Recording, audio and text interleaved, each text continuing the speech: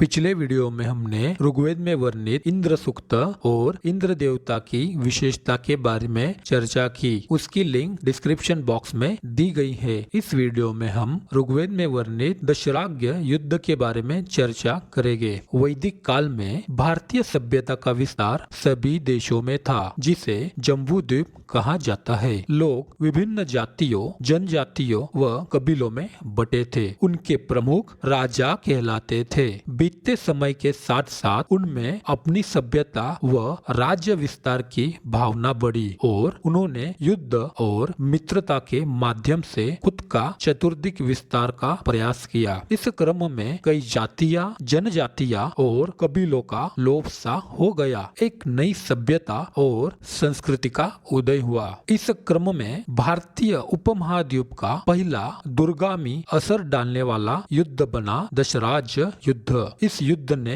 न सिर्फ आर्यावर्त को बड़ी शक्ति के रूप में स्थापित कर दिया, बल्कि राजतंत्र के पोषक महर्षि वशिष्ठ की लोकतंत्र के पोषक महर्षि विश्वामित्र पर श्रेष्ठता भी साबित कर दी। उस काल में राजनीतिक व्यवस्था गणतांत्रिक समुदाय से परिवर्तित होकर राजाओं पर केंद्रित होती जा रही थी। दशराज्य युद्ध में भरत कबीला राजा प्रथा पर आधारित था, जबकि उनके विरोध में खड़े कबीले लगभग सभी लोकतांत्रिक थे। दशराज्य युद्ध न केवल भारतीय इतिहास का बल्कि पूरे विश्व के इतिहास में एक भयानक युद्ध था। दशराज्य युद्ध का वर्णन महाभारत से पहले हुई थी। एक और महाभारत ऐसा किया जाता है। आप सभी जानते हैं कि महाभारत का युद्ध भारत का सबसे भयानक युद्ध था। महाभारत युद्ध की सभी चर्चा करते हैं क्योंकि इस पर एक ग्रंथ भी लिखा गया है और इस युद्ध के सूत्रधार थे भगवान कृष्ण। इसलिए यह युद्ध सभी को याद है। लेकिन आज से 5000 वर्ष पूर्व हुए महाभारत युद्ध के पूर्व एक और महासंग्राम हुआ था, जिसे दशराज्य युद्ध के नाम से जाना जाता है। यह युद्ध लगभग 7200 वर्ष पूर्व हुआ था। इस युद्ध की चर्चा ऋग्वेद में मिलती है। अधिकांश हम राम रावण एवं महाभारत के युद्ध की विभीषका से परिचित है, परंतु इस बात से अनभिज्ञ है कि इस युद्ध के अलावा भी एक महायुद्ध हुआ था, जिसे दशराज्य युद्ध के नाम से जाना जाता है। यह आर्यावर्त का सर्वप्रथम भीषण युद्ध था, जो आर्यावर्त क्षेत्र में आर्यों के बीच ही हुआ था। प्रकारांतर से इस युद्ध का वर्णन दुनिया के हर देश और वहाँ की संस्कृति में आज भी विद्यमान है। इस युद्ध के परिणाम स्वरूप ही मानव के विभिन्न कबीले भारत एवं भारतेतर दूरस्थ क्षेत्रों में फैले व फैलते गए। इसका दशराज्य युद्ध नाम ही इसी कारण पड़ा क्योंकि यह युद्ध एक साथ 10 राजाओं द्वारा लड़ा गया। 10 राजाओं का एक संघ ऋग्वेदिक काल में भरत जन के विरुद्ध उठ खड़ा हुआ और अंततः भरत जन के तात्कालिक राजा सुदास को युद्ध करना पड़ा। ऋग्वेद के सप्तम मंडल के 18वें सूक्त में इस युद्ध का उल्लेख मिलता है। इसे 10 राजाओं का युद्ध कहा जाता है। इस युद्ध में एक और सूर्यवंशी राजा सुदास थे और अन्य जनपदों के 10 नरेश थे। सुदास के सहायक तथा पुरोहित ऋषि वशिष्ठ थे। वशिष्ठ के कहने से ही देवराज इंद्र ने इस युद्ध में सुदास का साथ दिया था। इस युद्ध से यह भी पता चलता है कि आर्यों के कितने कुल या कबीले थे और उनकी सत्ता धरती पर कहां तक फैली थी। इतिहासकारों के अनुसार यह युद्ध आधुनिक पाकिस्तानी पंजाब में परुष्णी नदी यानी रावी नदी के पास हुआ था। यह एक ऐसा युद्ध था जिसके बाद भारतीय उपमहाद्वीप में धर्म और इतिहास ने करवट बदली, जिसका प्रभाव राम रावण व महाभारत युद्ध जैसा ही था, जिसने भारतीय समाज व संस्कृति की दशा व दिशा निर्धारण में महत्वपूर्ण भूमिका निभाई। उन दिनों पूरा आर्यावर्त कई टुकड़ों में बटा था और उस पर विभिन्न जातियों व कबीलों का शासन था। भरत जाति के कबीले के राजा सुदास थे। उन्होंने अपने ही कुल के अन्य कबीलों से सहित विभिन्न कबीलों से युद्ध लड़ा था। उनकी लड़ाई सबसे ज्यादा पुरु, यदु, तुर्वशु, अनु, द्रुम, अलिन, पक्त, भलान, शिव एवं विशानिन कबीले के लोगों से हुई थी। सबसे बड़ा और निर्णायक युद्ध पुरु और तुर्सु नामक आर्य समुदाय के नेतृत्व में हुआ था। इस युद्ध में जहाँ एक और पुरु नामक आर्य समुदाय के योद्धा थे तो दूसरी ओर तुर्स्तु नामक समुदाय के योद्धा थे। दोनों ही हिंद आर्यों के भरत नामक समुदाय से संबंध रखते थे। हालांकि पुरुओं के नेतृत्व में से कुछ को अनार्य माना जाता था। तुर्सु का नेतृत्व। तुर्सु समुदाय का नेतृत्व पंचाल के शासक राजा सुदास ने किया। सुदास दिवोदास के पुत्र थे जो स्वयं सृजय के पुत्र थे। सृजय के पिता का नाम देवव्रत था। सुदास के युद्ध में सलाहकार ऋषि वशिष्ठ थे जो राजा शासन तंत्र के समर्थक थे। पुरु का नेतृत्व। सुदास के विरुद्ध 10 राजा युद्ध लड़ रहे थे जिनका नेतृत्व पुरु कबीला के राजा संवरण कर रहे थे जिनके सैन्य सलाहकार ऋषि विश्वामित्र थे। ऋग्वेद का सुविख्यात नायक सुदास भरतों का नेता था और पुरोहित वशिष्ठ उसके सहायक थे। इनके शत्रु थे 5 प्रमुख जनजातियां अनु, द्रयु, यदु, तुर्वश, पुरु तथा 5 गौण जनजातियां अलिन, पंक्त, भलानस, शिव, विशानिन। विरोधी गुट के सूत्रधार ऋषि विश्वामित्र थे और उसका नेतृत्व पुरों ने किया था। हालांकि इन 10 राजाओं का सभी जगह अलग अलग वर्णन मिलता है। यहाँ पर प्रस्तुत ज्यादातर जगह पाया जाने वाला वर्णन किया है। अलिन समुदाय। इतिहासकार मानते हैं कि यह कबीला अफगानिस्तान के नूरिस्तान क्षेत्र के पूर्वोत्तर में रहता था। चीनी तीर्थयात्री हुयन तांग्स ने उस जगह को उनकी गृह भूमि होने का जिक्र किया है। अनु। यह ययाति के पुत्र अनु के कुल का समुदाय था जो परुष्णी यानी रावी नदी के पास रहता था। भृगु समुदाय। माना जाता है कि यह समुदाय प्राचीन भृगु ऋषि के वंश के थे। बाद में इनका संबंध अथर्ववेद के भृगु अंगिरास विभाग की रचना से किया गया है। भालन समुदाय। कुछ इतिहासकारों के अनुसार यह बोलन दर्रे के इलाके में बसने वाले लोग थे। ध्रुय समुदाय। ऋग्वेद के अनुसार यह समुदाय ध्रुय कुल का था जो अफगानिस्तान के गांधार प्रदेश में निवास करता था। मत्स्य। ऋग्वेद में इस समुदाय का जिक्र मिलता है लेकिन बाद में इनका शाल्व से संबंध होने का उल्लेख भी मिलता है। मत्स्य। ऋग्वेद में इस समुदाय का जिक्र मिलता है लेकिन बाद में इनका शाल्व से संबंध होने का भी उल्लेख मिलता है। यह जनजाति समुदाय के लोग थे।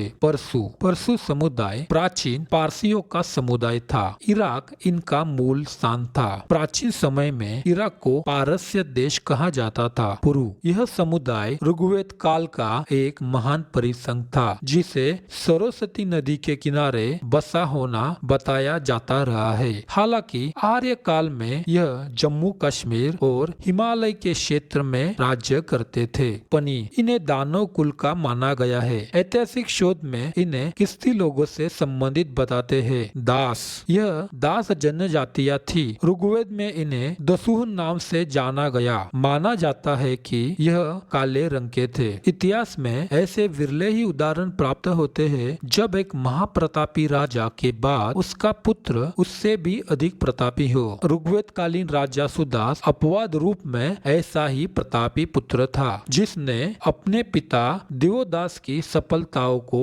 बहुत आगे बढ़ाया। दिवोदास जिसने पहाड़ के दस्युओं के संकट को नष्ट करके सप्त सिंधु को आर्यों के लिए सुरक्षित ही नहीं कर दिया बल्कि हिमालय की समृद्ध चरागाहों और उपात्यों और उसकी खानों का रास्ता भी खोल दिया और सिंधु से सरस्वती तक आर्य जनों में एकता स्थापित करके उसे एक राज्य का रूप दे दिया। लेकिन सारे आर्य जन इसके लिए तैयार नहीं थे। इसलिए दिवोदास के मरते ही उन्होंने हर जगह विद्रोह कर दिया। इसके लिए राजा सुदास को अपने पिता से भी अधिक संघर्ष करना पड़ा। सुदास के विरुद्ध 10 राजा यानी कबीले जिनमें कुछ अनार्य कबीले भी शामिल थे जो युद्ध लड़ रहे थे, जिनका नेतृत्व पुरु कबीला के राजा संवरण कर रहे थे, जिनके सैन्य सलाहकार ऋषि विश्वामित्र थे जो लोकतांत्रिक शासन तंत्र के समर्थक थे। हस्तिनापुर के राजा संवरण भरत के कुल के राजा अजमीर के वंशज थे। पुरु समुदाय ऋग्वेद काल का एक महान परिसंघ था जो सरस्वती नदी के किनारे बसा था।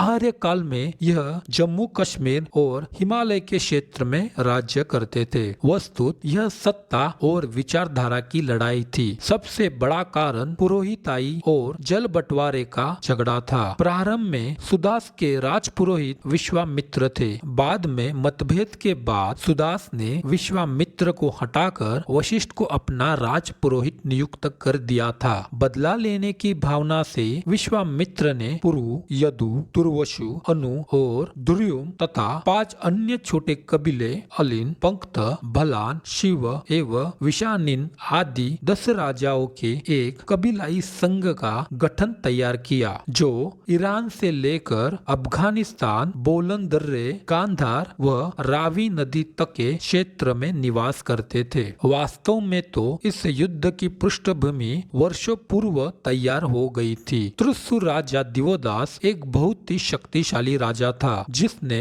संबर नामक राजा को हराने के बाद उसकी हत्या कर दी थी और उसने इंद्र की सहायता से उसके बसाए 99 शहरों को नष्ट कर दिया। इंद्र ने धरती पर 52 राज्यों का गठन किया था। इंद्र के विरुद्ध भी कई राजा थे, जो बाद में धीरे धीरे वहाँ छोटे बड़े 10 राज्य बन गए। वे 10 राजा एकजुट होकर रहते थे। यही 10 कुल या कबीले सौवरन के नेतृत्व व विश्वामित्र के परामर्श पर एकजुट हो गए। यह युद्ध परुष्णी अर्थात रावी नदी के तट पर हुआ था। सुदास के शत्रुओं ने परुष्णी के बांध को तोड़ दिया था, जिसकी वजह से उसका जल चारों ओर बहकर समस्त भूप्रदेश को डुबाने लगा। फलस्वरूप राजा सुदास को उनके साथ युद्ध करना पड़ा, जिसमें प्रतिपक्ष के 66,000 से अधिक व्यक्ति मारे गए। अंततः उन लोगों को इंद्र का वर्चस्व स्वीकार करने के लिए बाध्य होना पड़ा। इस युद्ध में राजा अनु को विदेशों से आज के ईरान, सीरिया, अफगानिस्तान, तुर्की, ग्रीस और यूनान से भी मदद मिली थी। इस युद्ध का एकमात्र उद्देश्य था त्रिशूर राज्य की संपदा को लूटकर राजा सुदास के परिवार और उसके नागरिकों की सामूहिक हत्या करना। संपदा लूटने के बाद इस इलाके पर राजा अनु राज्य करता और वार्षिक संपदा पर सबको हर वर्ष बराबरी की हिस्सेदारी देना तय था। पर इस युद्ध में राजा सुदास ने इस सामूहिक विशाल सेना को हरा के अखंड भारतवर्ष की नींव रखी और राजा सुदास पहले सम्राट बने। इस युद्ध में जो अभयदान पाकर बचे वो विदेश विस्थापित हो गए और उन्होंने इस महायुद्ध राजा सुदास के रणनीति, राजनीति और प्रजा से पाए आदर को बताया। इस युद्ध में सुदास के भरतों की विजय हुई और उत्तर भारतीय उपमहाद्वीप के आर्यवत और आर्यों पर उनका अधिकार स्थापित हो गया। इस देश का नाम भरत खंड एवं इस क्षेत्र को आर्यावत कहा जाता था, परंतु इस युद्ध के कारण आगे चलकर पूरे देश का नाम ही आर्यावर्त की जगह भारत पड़ गया। दशराज युद्ध के बाद हारे हुए राजाओं के लोग पश्चिमी की ओर चले गए और इस बात के सबूत मिलते हैं कि इन लोगों ने ही 5 प्रमुख राज्यों पारथी, पर्सियन, बलोच, पख्तून और पिशक यानी कुर्द की नींव रखी। इनके अलावा इस युद्ध में हारे लोग अन्य दूसरे लोग 16 टुकड़ियों में बंटकर अलग जगहों पर गए। इन लोगों ने 16 अन्य इलाके जिनके सबूत मिलते हैं उन्होंने सोंगडियाना, मर्गियाना, बक्ट्रा, कबुलिस्तान, गजनी, नांता, अरचोसिया, द्रनिगियाना, जमीन, दावर और कलत-ई-गिलजय के बीच का इलाका, लुगार घाटी, काबुल और कुर्रम के बीच का इलाका, एरण्य, वैजह, ईरान आदि जगहों पर ये कबीले स्थापित किए। सुदास की विजय यात्राओं के बाद भारत वर्ष की नींव पड़ी। संभवत सप्त सिंधु और आर्यावत विजय के बाद सुदास ने फिर से पूर्व का रुख किया था, जिससे सरयू का इलाका भी उसके राज्य में शामिल हो गया था, या फिर इधर के राजाओं ने सुदास का आधिपत्य स्वीकार करके संधि कर लिया था। सुदास को अक्सर पश्चिम सीमा पर चुनौतियों का सामना करना पड़ता था। हारे हुए लोग जिन्होंने 5 राज्यों और 16 कबीले का नींव रखा था, वो अक्सर सिंधु पार इलाकों पर दोबारा स्थापित होने और बसने की कोशिश करते थे। उनके प्रयास समझौता या शांति होने की जगह युद्ध होता था और वो सुदास की शक्ति और रणकौशल के आगे टिक नहीं पाते थे, जिसके चलते सुदास का सारा जीवन युद्ध करते बीता। युद्ध युद्ध के कारण पश्चिमी शक्तियां खत्म होती चली गई, जबकि सप्त सिंधु और आर्यावर्त का सामूहिक इलाका नदियों, पहाड़ों, उपजाऊ जमीन, दुधारू पशुओं आदि के कारण मजबूत हो गया। चूंकि पश्चिम के इलाकों में पानी, फसल और दुधारू पशुओं का अभाव था, तो कई वर्षों तक इन समूहों ने खुद को किसी सही जगह स्थापित होने में लगाया। ये लोग अधिकाधिक रूप से आज के ईरान, इराक के कुर्द, अफगानिस्तान, यूनान और कुछ अन्य जगहों पर जम गए। इन जगहों पर सब व्यवस्थित करने में इनको वर्षों का समय लगा। इसी बीच किसी भी बड़े युद्ध का कोई वर्णन नहीं मिलता। राजा सुदास की तीसरी पीढ़ी राजा सोमक था। रामचंद्र के युग के बाद पुनः एक बार फिर यादवों और पौरवों ने अपने पुराने गौरव के अनुरूप आगे बढ़ना शुरू कर दिया। मथुरा से द्वारिका तक यदुकुल फैल गए और अंधक, वृष्णि, कुकुर और भोज उनके मुख्य हुए। कृष्ण उनके सर्व प्रमुख प्रतिनिधि थे। राजा सुदास के बाद सवर्ण के पुत्र कुरु ने शक्ति बढ़ाकर पंचाल राज्य को अपने अधीन कर लिया। उस दौरान यह राज्य संयुक्त रूप से कुरु पंचाल कहलाया, परंतु कुछ समय बाद ही पंचाल पुनः स्वतंत्र हो गया। सवर्ण के कुल के कुरु ने पांचाल पर अधिकार कर लिया था। कुरु के नाम से कुरु वंश प्रसिद्ध हुआ। राजा कुरु के नाम पर ही सरस्वती के निकट का राज्य कुरुक्षेत्र कहा गया। उसके वंशज कौरव कहलाए और आगे चलकर दिल्ली के पास इंद्रप्रस्थ और हस्तिनापुर उनके दो प्रसिद्ध नगर हुए। भाई भाइयों कौरव और पांडवों का विख्यात महाभारत युद्ध पुनः एक बार भारतीय इतिहास की विनाशकारी घटना सिद्ध हुआ। इस तरह से हमने ऋग्वेद में वर्णित दशराज्य युद्ध के वर्णन के बारे में देखा। ऐसी और अधिक जानकारी पाने के लिए हमारे चैनल को जरूर सब्सक्राइब करें। धन्यवाद।